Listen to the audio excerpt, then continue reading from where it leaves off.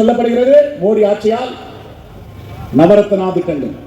இந்த நவரத்னா நிறுவனங்கள், கம்பெனிகள் யாரால் கொண்டு வரப்பட்டது? பொது நிறுவனங்கள் யாரால் உருவாக்கப்பட்டது? ஜவஹர்லால் நேரு அவர்கள். ஜவஹர்லால் நேரு உருவாக்கியதை நம் கிராமத்தில் சொல்லுவார்கள். பெரும்பாலும் கிராமத்திலிருந்து வந்திருக்கார்கள்.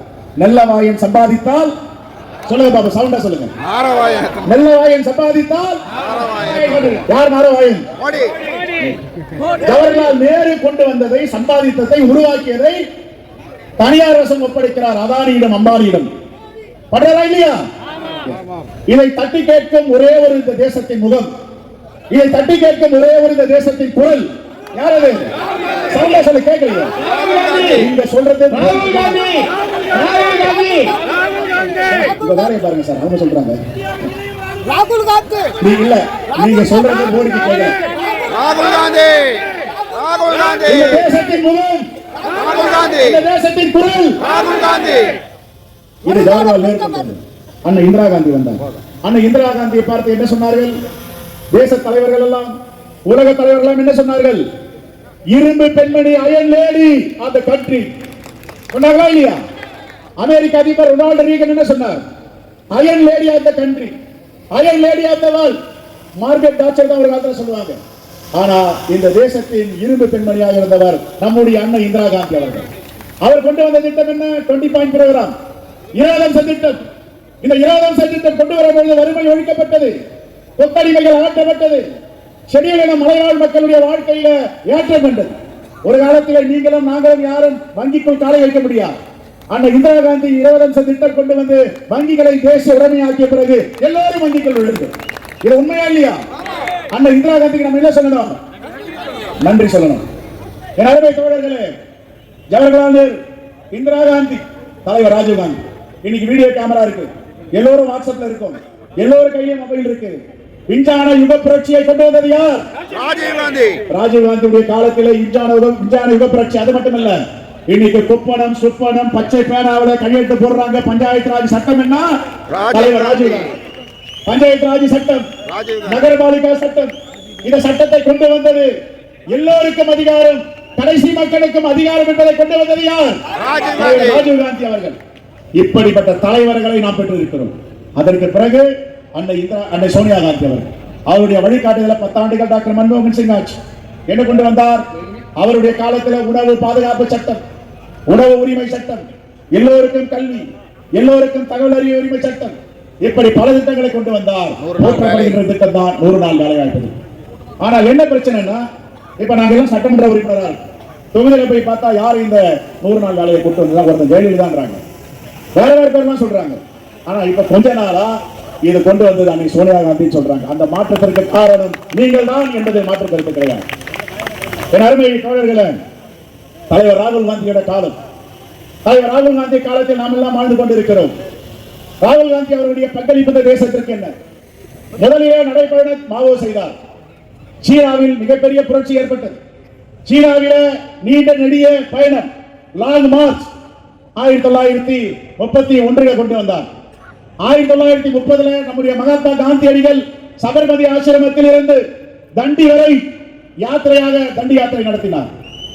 66 பேரோடு சென்றவர்கள் 6000 பேர், 60,000 பேராக நாடு முழுவதும் தீப்பற்றிக் கொண்டது. அந்த நாள் தான் 30ஆம் தேதி, 2 தினங்களுக்கு முன்பு நாங்கள் எல்லாம் வேதாரண்யத்தில் உப்பு எடுக்கும் சத்தியாகிரக போராட்டத்தில் கலந்து கொண்டோம்.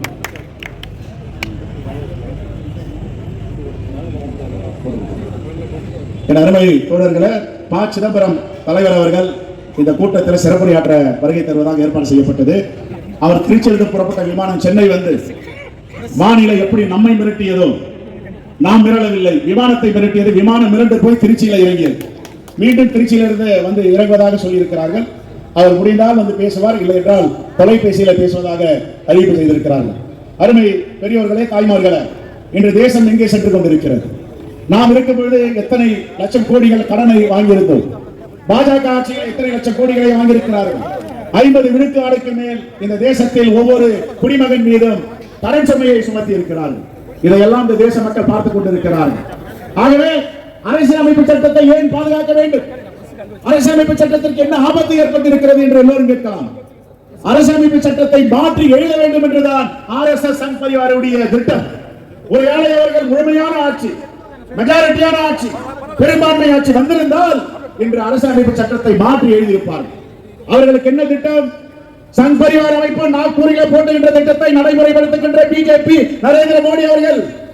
இந்த தேசம் என்பது ஒரு தேசம், இந்த தேசத்தில் ஒரே ஒரு கொடி, இந்த தேசத்தில் ஒரே ஒரு தேர்தல், இந்த தேசத்தில் ஒரே ஒரு மொழி, இந்த தேசத்தில் ஒரே ஒரு உணவு பழக்க வழக்கங்கள், இந்த தேசத்தில் ஒரே உடை அணிய வேண்டும். இதெல்லாம் RSS சங் பரிவாருடைய திட்டங்கள். இந்த திட்டங்களை நிறைவேற்றுவதற்கு மோடி துடித்துக் கொண்டிருக்கிறார். இதையெல்லாம் எதிர்த்து ஒரு முகமும் ஒரு குரலும் இந்த தேசத்தில் போராடி கொண்டிருக்கிறது. உங்களுக்கு எல்லாம் தெரியும், தலைவர் ராகுல் காந்தி இருக்கும் வரை நாங்கள் இதை அனுமதிக்க மாட்டோம் என்று நாம் சூழல் வைத்துக் கொண்டிருக்கிறோம். இதற்காக மோடி ஒரு தேர்தல், ஒரு நாடு, ஒரு மொழி, ஒரு கொடி எதற்காக சொல்லுகிறார்? சீனாவில ஆட்சி நடந்து கொண்டிருக்கிறது. சீனாவில் என்ன ஆட்சி நடக்கிறது? அதிபர் ஆட்சி நடக்கிறது, கொடுங்கோல் ஆட்சி. ஜெர்மனியில் என்ன ஆட்சி நடந்தது? ஹிட்லர் நடத்திய ஆட்சி. ஹிட்லர் நடத்திய ஆட்சியை இந்தியாவில் கொண்டு வர வேண்டும் என்று மோடி துடித்துக் கொண்டிருக்கிறார். ஒரு குடையின் கீழ் இருக்க வேண்டும். அப்படி என்றால் அரசியலமைப்பு சட்டத்தை உருவாக்கிய புரட்சியாளர் அம்பேத்கர், ராஜேந்திர பிரசாத் அவர்கள் வாங்கிய அரசியலமைப்பு சட்டம், ஜவஹர்லால் நேரு அவர்களால் புரட்சியாளர் அம்பேத்கர் அரசியலமைப்பு சட்டத்தை எழுதிய தேசத்திற்கு கொடையாக கொடுத்திருக்கிறார். இந்த தேசத்தை எது ஆண்டு கொண்டிருக்கிறது? பகவத்கீதை ஆளுகிறதா? குர்ஆன் ஆளுகிறதா? பைபிள் ஆளுகிறதா? ஆனால் இந்த தேசத்தை ஆளுவது அரசியலமைப்பு சட்டம். காங்கிரஸ் பேரியக்க மறுவடித்து கொடுத்தது. புரட்சியாளர் அம்பேத்கரிடம் ஒப்படைக்கிறார்கள். உலகத்தில் இல்லாத அளவிற்கு ஒரு அரசியலமைப்பு சட்டத்தை எழுத முடியும் என்றால் அது அம்பேத்கரால் எழுத முடியும். உலக நாடு பல்கலைக்கழகத்தில் எல்லாம் அவருடைய எழுதிய புத்தகங்களை பாட புத்தகமாக படித்துக் கொண்டிருக்கிறார்கள். எல்லா பல்கலைக்கழகங்களும் புரட்சியாளர் அம்பேத்கர் அவ்வளவு எளிதாக இந்த சட்டத்தை எழுதவில்லை. எவன் வந்தாலும் அடிப்படை சட்டத்தை மாற்ற முடியாது, அடிப்படை சட்டத்தை தொட முடியாது என்று எழுதியிருக்கிறார். ஆகவேதான் புரட்சியாளர் அம்பேத்கர் இன்னும் மக்களோடு மக்களாக வாழ்ந்து கொண்டிருக்கிறார். இந்த சட்டம் என்பது எல்லோருக்குமான சட்டம். இந்த சட்டம் என்பது இந்த தேசத்தில் ஒருவன் இந்தியனாக பிறக்கிறான் என்றால் இந்த மண்ணில அவனுக்கு எல்லா உரிமைகளும் இருக்கிறது என்று எழுதியிருக்கிறார். லிபர்ட்டி இருக்கிறது, ஈக்குவாலிட்டி இருக்கிறது, ஃப்ரெட்டர்னிட்டி இருக்கிறது, அவனுக்கு எல்லாம் இருக்கிறது. இந்த தேசத்தில் இஸ்லாமியன் பிறந்த இந்த தேசத்துடைய பிரஜை. ஆனால் மோடி என்ன கொண்டு வந்தார்? NRC, CAA எதற்காக கொண்டு வந்தார்? இந்த நாட்டில் வசிக்கின்ற இஸ்லாமியர்களை அகற்ற வேண்டும், பாகிஸ்தானுக்கு அனுப்ப வேண்டும், ஆப்கானிஸ்தானுக்கு அனுப்ப வேண்டும். இது வெறும் பேச்சு மட்டுமில்லை. அவருடைய மூத்த தலைவர்கள், கேபினட் அமைச்சர்கள் சொன்னார்கள், இஸ்லாமியர்கள் எல்லாம் பாகிஸ்தானுக்கு சென்று விடுங்கள், ஆப்கானிஸ்தானுக்கு சென்று விடுங்கள், இந்த தேசம் என்பது இந்துக்களின் நாடு என்று சொன்னார். ஆனால் நம்முடைய கான்ஸ்டிடியூஷன், அரசியலமைப்பு சட்டம் ஒருபோதும் அப்படி சொல்லவில்லை. இந்த மண்ணில் எவன் பிறக்கிறானோ அவன் இந்த தேசத்தின் பிரஜை, சிட்டிசன் ஆஃப் இந்தியா என்று சொன்னார்.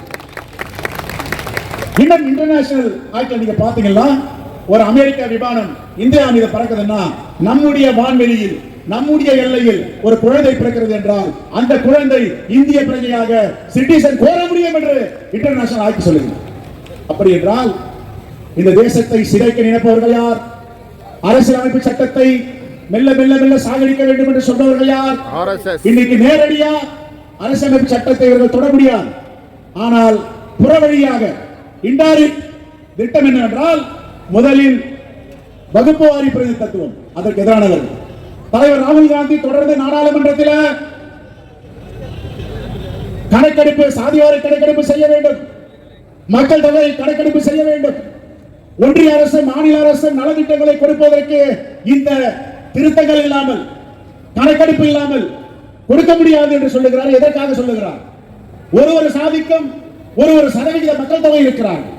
ஆனால் அதை வெளியே சொல்லாமல் 11 ஆண்டுகளாக இருட்டடிப்பில் வைத்தவர் நரேந்திர மோடியும் பிஜேபி அரசு.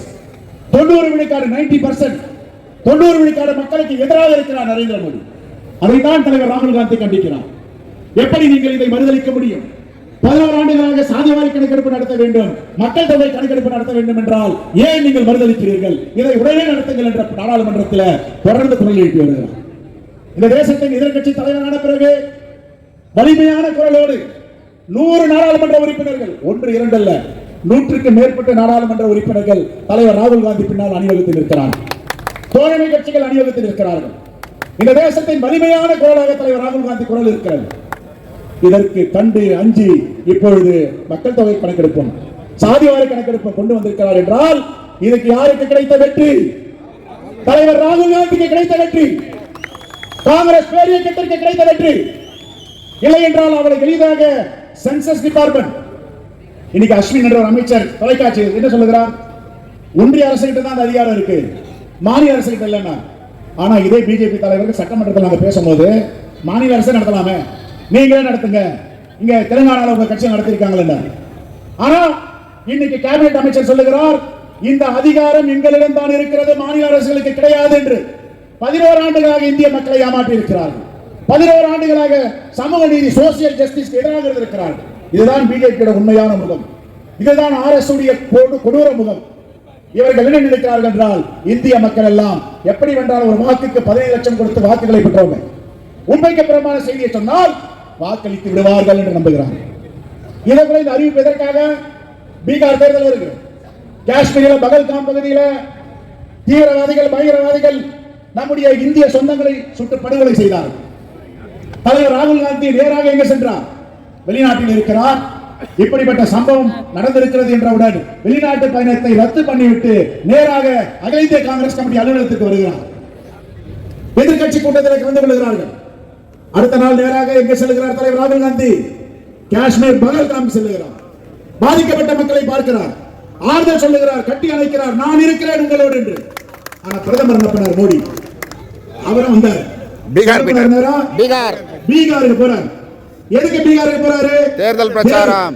பிஜேபி ஆர்எஸ்எஸ் என்றால் ஏமாற்றும் வேலை, ஆங்கிலத்தில் சொல்லணும். நீ நேரா காஷ்மீர் போய் ஆறுதல் சொல்லாம நீங்க எங்க போறீங்க? நேரா பீகாருக்கு தேர்தல் பரப்புரைக்கு போயிட்டு அங்க பேசுறாரு. என்ன பேசுறாரு? நான் உங்களுக்காக இருக்கேன், பிஜேபி அரசாங்கம் உங்களுக்காக இருக்கு. பக்கத்தோட பாயாடி எதிர்மொழியிலிருந்து வருது. நீ எங்களுக்காக இருக்குன்னா சாதிவாரி கணக்கெடுப்பு நடத்தியான்னு கேட்டாங்க. கேட்டாங்களா இல்லையா? பார்த்தா ஐபி ரிப்போர்ட் கொடுக்குறாங்க. படுதோல்வியை சந்திக்க போகிறீர்கள் பீகார் பெரிய மாநிலத்தில். அடுத்த நாள் வராரு, கேபினட் மீட்டிங் போடுறாரு, சாதிவாரி கணக்கெடுப்பு மக்கள் தொகை கணக்கெடுப்பு நடத்தப்படுகிறார். செஞ்சாரா இல்லைங்களா? அப்ப இதோட காரணம் என்ன? பயம், அச்சம்.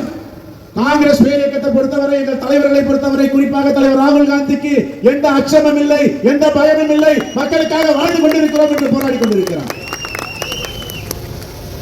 எந்தவித சமாதானமும் செய்து கொள்ளாத தலைவராக நம்முடைய தலைவர்கள் இருக்கிறார். 80 வயதை கடந்த நம்முடைய அகில இந்திய காங்கிரஸ் கமிட்டி தலைவர் மல்லிகார்ஜுன கார்கே அவர்கள் தினந்தனம் சுற்றுப்பயணத்தில் மக்களை சந்தித்துக் கொண்டிருக்கிறார். மோடி அவர்களே, உங்களுடைய ஆட்சி காலங்கள் தொடங்கிவிட்டன. கவுண்டர். அடுத்த பிரதமர் யார்? இந்த தேசமே எதிர்பார்த்துக் கொண்டிருக்கிறது. இளைஞர் பட்டாளம் எதிர்பார்த்துக் கொண்டிருக்கிறது. இந்த தேசத்திற்கு விடிவு வரும் என்று எதிர்பார்த்துக் கொண்டிருக்கிறார்கள். 10 ஆண்டுகளாக தேர்தலில் தில்லுமுள்ளு, என்ஃபோர்ஸ்மென்ட் டைரக்டர், அமலாக்கத்துறை, CBI, central bureau of investigation, income tax, மத்திய வருவாய்த்துறை, அதற்கு கூட இன்னொரு கூட்டாளி சேர்த்துக்கிறாங்க. யார? தேர்தல் ஆணையம். இவங்க எல்லாரையும் கூட்டணி வச்சுட்டு அவர் தேர்தல் நிற்கிறார். ஆனா நம்முடைய தலைவர் ராகுல் காந்தி யாரோட கூட்டணி வைத்திருக்கிறார்? மக்களோடு வைத்திருக்கிறார். மக்களோடு கூட்டணி வைத்து மக்களாக தேர்தல் களத்தில் நிற்கிறார். மகாராஷ்டிராவில் எப்படி வெற்றி பெற்றார்கள்? ஹரியானால எப்படி வெற்றி பெற்றார்கள்? டெல்லியில எப்படி வெற்றி பெற்றார்கள்? என்ன காரணம்? 50 ஸ்கொயர் ஃபீட் இடம், 50 ஸ்கொயர் ஃபீட் 400 வாக்காளர்கள். ஒரு 50 ஸ்கொயர் ஃபீட்ல எவ்வளவு பேர் தங்க முடியும்? 100 ஸ்கொயர் ஃபீட்ல எவ்வளவு பேர் தங்க முடியும்? 5 பேர் தங்கலாம், நெருக்கடியா இருந்தா 10 பேர் தங்கலாம். 400 வாக்காளர்கள் ஒரே முகவரியில் இருக்கு. இதுதான் பாஜக, இதுதான் ஆர்எஸ்எஸ் பரிவார். மக்களை ஏமாற்றுவார்கள். நான் நினைக்கிறேன் என்னுடைய வாக்கு நான் நினைப்பவனுக்கு அளிக்கிறேன் என்று. ஆனா ஆர்எஸ்எஸ் சொல்றாங்க, உன்னுடைய வாக்கை நான் தீர்மானிப்பேன், உன்னுடைய வாழ்க்கையை நான் தீர்மானிப்பேன், உன்னுடைய எதிர்காலத்தை நான் தீர்மானிப்பேன். நீ எப்படி என்ன உணவு உண்ண வேண்டும் என்று நான் தீர்மானிப்பேன், என்ன உணவு உண்ண வேண்டும் என்று நான் தீர்மானிப்பேன், நீ என்ன படிக்க வேண்டும், மும்மொழி கொள்கையா இருமொழி கொள்கை என்பதை நான் தீர்மானிப்பேன். ஆனால் நீ யாருக்கு வாக்கு போட வேண்டும் என்பதையும் நான் தீர்மானிப்பேன் என்று சொல்லதுதான் ஆர்எஸ்எஸ் பிஜேபி. இதையெல்லாம் நம்முடைய தேச மக்கள் பார்த்துக் கொண்டிருக்கிறார். ஒருபோதும் இவர்கள் திட்டத்தை அனுமதிக்கப் போவதில்லை. இவர்களுக்காக இந்த தேசம் இருக்கப் போவதில்லை. எப்படி ரஷ்யாவில புரட்சி வந்து லெனின் சிலை உடைக்கப்பட்டதோ, ஸ்டாலின் சிலை உடைக்கப்பட்டதோ, அதே போன்று இந்தியாவில இந்த தேசத்திற்கு விரோதமாக, தேச மக்களுக்கு விரோதமாக செயல்பட்ட பாஜக ஆட்சியே உங்கள் ஆட்சி தூக்கி எறியப்படுகின்ற நாள் வரப்போகுது. அவ்வளவு சாதாரணமாக நம்முடைய அரசியலமைப்பு சட்டம் எழுதப்பட்டதா? எவ்வளவு பெரிய போராட்டம், எல்லோரையும் சமாதானப்படுத்த வேண்டும், எல்லோருக்குமான சட்டமாக இருக்க வேண்டும். இந்த சட்டத்தை யார் வந்தாலும் அடிப்படையில் கை வைக்க முடியாது. ஜவஹர்லால் நேரு அவர்களிடம் உலக நாடு பத்திரிகையாளர்கள் எல்லாம் சொல்லுகிறார்கள், நான் இந்த சட்டத்தை பற்றி நான் பேச வேண்டும் என்று எல்லோரையும் அணுகுகிறார்கள். ஆனால் கடைசியில் ஜவஹர்லால் நேருவை பார்த்து விட்டு வருகிறார்கள். ஏறக்குறைய 1 மணி 2 மணி ஆகிவிட்டது. புரட்சியாளர் அம்பேத்கர் அவர்கள் படித்துக் கொண்டிருக்கிறார். பத்திரிகையாளர் சொன்னார்கள், இந்த தேசமே உறங்கிக் கொண்டிருக்கிறது, நீங்கள் விழித்திருந்து படித்துக் கொண்டிருக்கிறீர்கள் என்று. அப்பொழுது புரட்சியாளர் அம்பேத்கர் சொன்னாரா, இந்த தேசம் தூங்கிக் கொண்டிருக்கிறது, அவர்களை தட்டி எழுப்புவதற்காகத்தான் நான் படித்துக் கொண்டிருக்கிறேன் என்று சொன்னார். அதே போன்று இந்தியா ஒரு பகுதி RSS சன்பாரியோருடைய சிக்கலில மாட்டிக்கொண்டிருக்கிறது, கடிவாளத்தில் சிக்கிக் கொண்டிருக்கிறது. அவர்கள் எல்லாம் மீட்டெடுக்கிற உரிமையும் மீட்டெடுக்கிற தகுதியும் நமக்கு இருக்கிறது. ஆகவே எல்லோரும் விழிப்புணர்வு ஏற்படுத்த வேண்டும். காங்கிரசுக்கும் பாஜகவிற்கும் என்ன வித்தியாசம் என்பதை சொல்ல வேண்டும். இப்போ 52 விழுக்காடு நம் கிராம கமிட்டியை தாண்டி வெரிஃபிகேஷன் நடந்திருக்கு. எப்படி இவ்வளவு சீக்கிரம் நடக்க முடியாது என்றால், எல்லா கிராமங்களிலும் காங்கிரஸ் பேரியக்கத்தை சார்ந்த தேசிய நெஞ்சங்கள் உயிர்ப்போடு இருக்கிறார்கள், வலிமையாக இருக்கிறார்கள். தலைவர் ராகுல் காந்தியை நேசித்துக் கொண்டிருக்கிறார்கள். ஆகவே இதை சாதிக்க முடிந்தது, இன்னும் சாதிக்க போகிறோம். 30 ஆண்டுகளாக திறக்காத காமராஜருடைய திடல் கதவு உங்களால் இப்பொழுது திறக்கப்பட்டிருக்கிறது. அதே போன்ற தேசத்தின் கதவு, நாடாளுமன்றத்தின் கதவு, பிரதமர் நாற்காலியின் கதவு தலைவர் ராகுல் காந்திக்காக வெகு விரைவில் திறக்கப்படும். நம்முடைய தலைவர்கள் இங்கே பேசும்போது சொன்னார்கள், 4 நாற்காலியில 4 தூண்கள் இருக்கிறது என்றால் வலிமையாக இருக்கு. ஆனால் நரேந்திர மோடி உட்கார்ந்து இருக்கிற நாற்காலியில 4 தூண்கள் இருக்கின்றன. ஒன்றை சந்திரபாபு நாயுடு, இன்னொன்று நிதிஷ்குமார். இந்த தூண் எப்பொழுது பிச்சு கொண்டு அதாக ஓடும் என்று தெரியாது, சிக்கலில் இருக்கிறார்கள். ஆனால் தலைவர் ராகுல் காந்திக்கோ காங்கிரஸ் பேரியக்கத்திற்கோ கொள்ளைப்புறமாக ஆட்சி அமைப்பதில் எந்தவித உடன்பாடு கிடையாது. மக்களை சந்திப்போம். மீண்டும் காங்கிரஸ் பேரியக்கம் புத்துணர்வோடு இந்த தேசத்தை பாதுகாக்கின்ற கட்சியாக மறுமலர்ச்சி அடையும். தலைவர் ராகுல் காந்தி அரணையில் ஏறுவார். அப்போ என்ன தோட்டு சுட்டு போட்டு அந்த உட்கார போறாரு. சாதாரண எளிமையாக மக்களோட மக்களாக ஒரு டிஷர்ட் போட்டு தான் உட்கார போறார், இல்லைன்னா ஒரு ஜிப்பா. இப்படிப்பட்ட ஒரு தலைவரை இந்த தேசம் கண்டதில்லை.